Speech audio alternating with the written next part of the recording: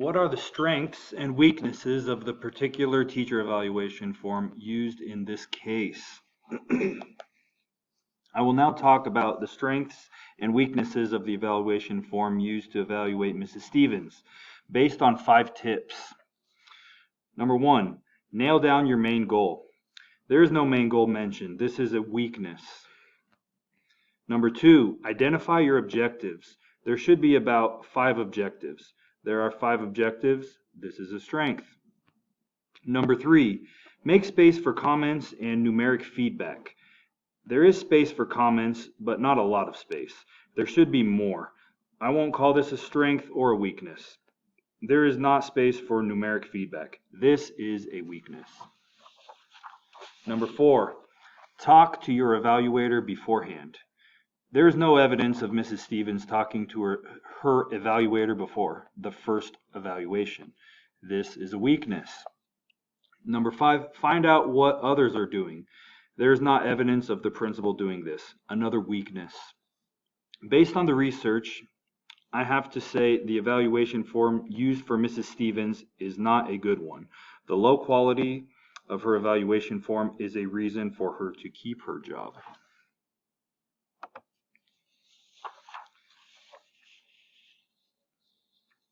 What is the school board and administrative policy in your district in regard to classroom visitation and to teacher supervision and evaluation? In my district, the policy is that teachers will be evaluated on the 4 domains listed here. Number 1, instructional support strategies and behaviors. 2, planning and preparing. Number 3, reflecting on teaching. Number 4, collegiality and professionalism. Probationary staff members shall be evaluated at least once each semester for the first 3 years. Formal evaluation shall include a pre-conference, an observation for an entire class, and a post-conference. Tenured staff shall be evaluated at least once every 3rd year. A written summative evaluation shall include the following: specific deficiencies, suggestions for improvement, time to implement suggestions for improvement, and a statement that the staff member may offer a written response to the evaluation in 10 days. According to my district's policy, Mrs. Stevens should not be fired.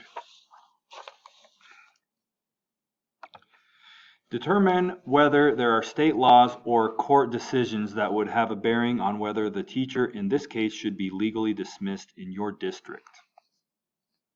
Unfortunately, I did not find any Nebraska laws or court cases that would protect Mrs. Stevens' job in Nebraska.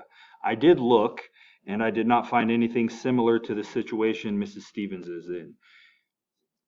Nebraska is a right-to-work state, and employees can be fired for any non-discriminatory or non-retaliatory reason. What would save Mrs. Stevens' job is my district's evaluation policy. As stated in the previous slide, she should not be fired according to my district policy. My conclusion.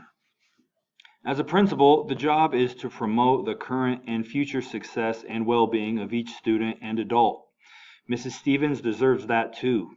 It doesn't seem like the principal in this case study is applying the knowledge, skills, and commitments necessary to build the school's professional capacity by engaging Mrs. Stevens in the development of a collaborative culture. The teacher evaluation form used is poor quality with no effort to improve staff supervision, evaluation, support, or professional learning. My conclusion is that Mrs. Stevens should keep her job. She is right, the school did fail her. What would I do? I think in this situation, I would need to attempt to start over from scratch with Mrs. Stevens. I would need to build a relationship with her because one currently doesn't exist. I would listen to her point of view. We would figure out together what could be done to help her improve. We would implement a plan. I would visit her class often, and once the formal evaluation is set, Mrs. Stevens would be prepared to be evaluated. That is the only option for me. I would not give up on her. If this plan didn't work, I would go back to the drawing board with Mrs. Stevens. We would figure out a way to make it work. Giving up is not an option. Mrs. Stevens is not a great teacher, but that doesn't mean that she can't become one, and it's the principal's job to help her become a great teacher. Reflection.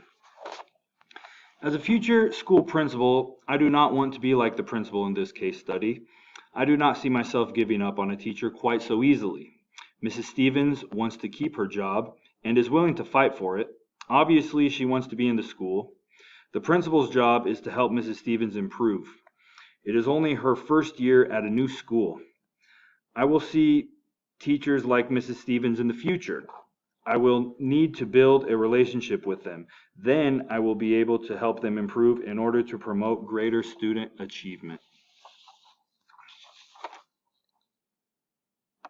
Here are my references.